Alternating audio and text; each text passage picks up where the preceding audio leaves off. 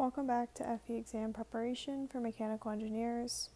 Today we'll learn about Bernoulli's equation with a practice problem, and this is associated with the fluid mechanics section of the exam. Starting with a review, Bernoulli's equation states that the sum of pressure, kinetic energy, and potential energy is constant along a streamline, and the key assumptions are that the flow is steady, incompressible, and has inviscid flow. When you're thinking about Bernoulli's equation, you kind of want to think about it as energy conservation along a streamline.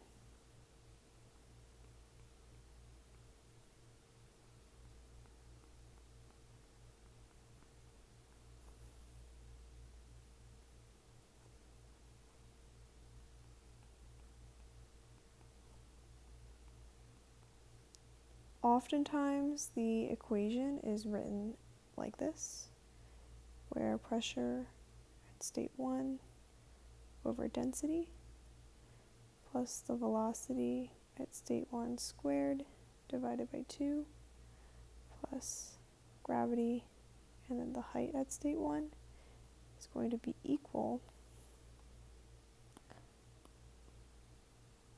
to all of those components at state 2.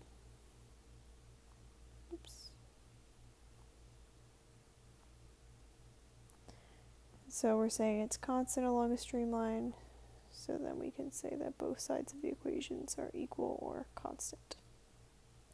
So when I say it's similar to energy conservation along a streamline, this first component of Bernoulli's equation here is kind of like internal energy.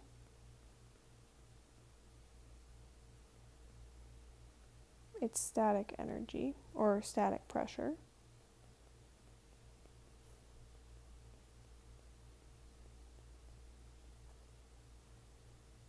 The second part of the equation is like kinetic energy, which kind of looks a little bit like 1/2 mv squared without the m.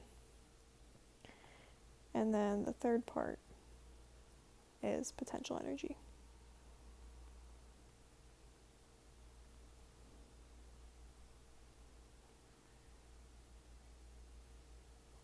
And those we can see up here in the definition as well.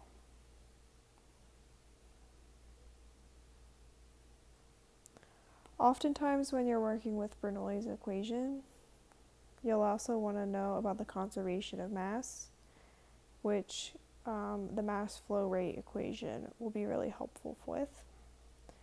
The mass flow rate describes the mass of a fluid passing through a given surface per unit of time, and the mass flow rate equation is m dot is equal to rho VA, where m dot is mass flow rate,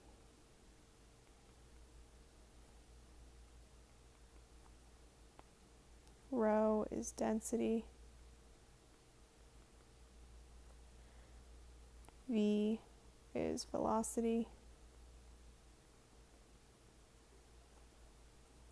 and A is area, but more specifically cross-sectional area.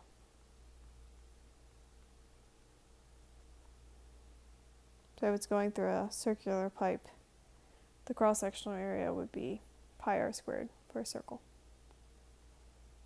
And so when I talk about mass conservation, oftentimes you'll have two states where the flow rate is the same between both of them. So you could have m1 is equal to m dot 2, where rho, velocity 1, area 1 is equal to rho, velocity 2, area 2, and oftentimes it's the same fluid flowing through both states. So then you can often simplify that if V1 is equal to V2, then A1 is equal to A2. Taking these concepts together, let's do a practice problem. So here we have water flows through a circular pipe at 3 meters per second.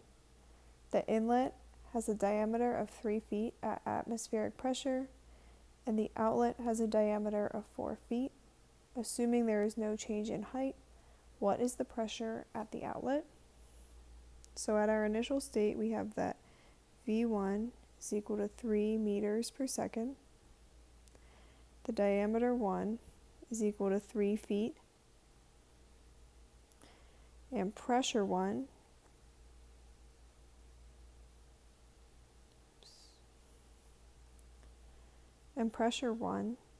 is equal to atmospheric pressure, which you should know is 101.3 times 10 to the third pascals. And then at state 2, the outlet, the diameter is 4 feet. And that's all we know about that. And then one other element that we'll need to know for this problem is the density of water, rho, which is going to be 1,000 kilograms per meter second, or meters cubed, which is another key value that you should keep on the top of your head. So P atmosphere and the density of water are important. So let's start with Bernoulli's equation. We have two states. The inlet is state 1, and the outlet is state 2.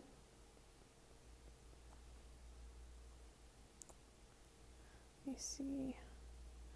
I'm just going to copy and paste this equation here instead of rewriting. Okay. So first, we know that there is no change in height. So I'm going to go ahead and cancel out the potential energy terms. And I know that I'm solving for pressure at the outlet, which is P2. So let's go ahead and solve for P2.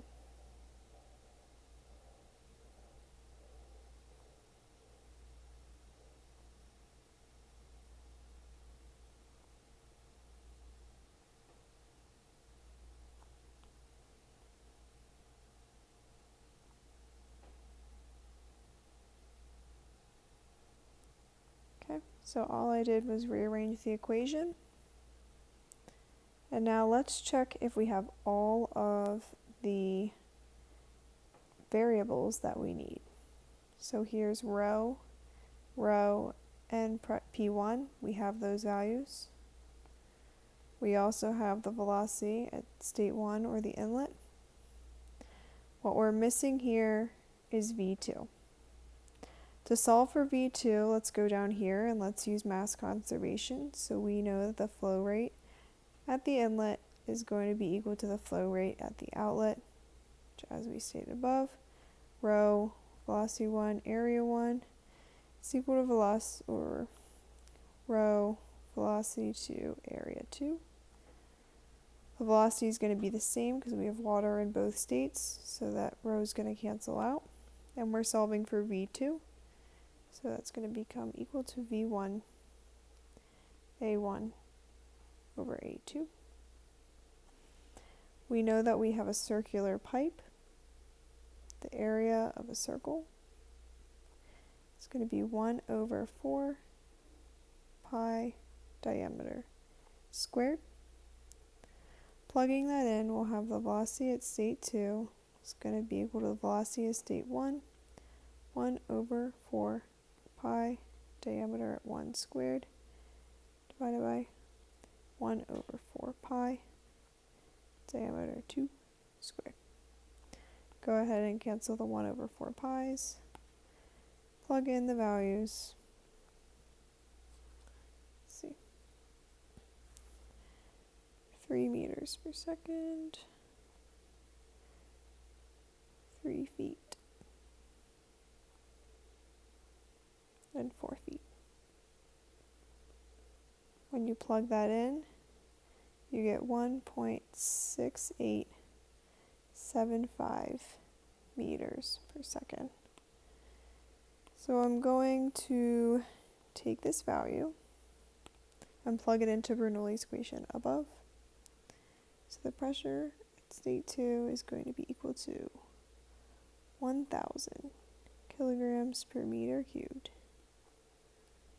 Then in parentheses, P1, 101.3 times 10 to the third pascals, divided by that same density, 1,000 kilograms per meter cubed, plus 3 meters per second squared divided by 2, minus the velocity we solved for below, 1.6875.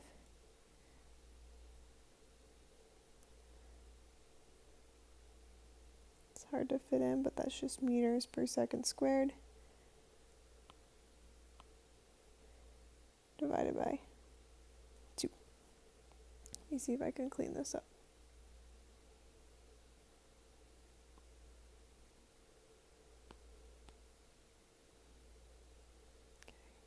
And the 1.6875 comes from down here. Plugging this in, we get that the pressure at state 2, or the outlet, is 104.4 times 10 to the third pascals.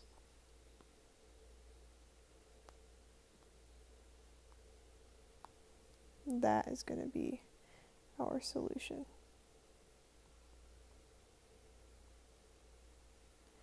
So there's a brief overview of Bernoulli's equation and how to solve a problem with it. So here we started with the equation, gave a definition, included some mass conservation and mass flow rate, and did a practice problem where you should know off the top of your head atmospheric pressure and the density of water, and then simply plugging in for a two-step problem. Thank you.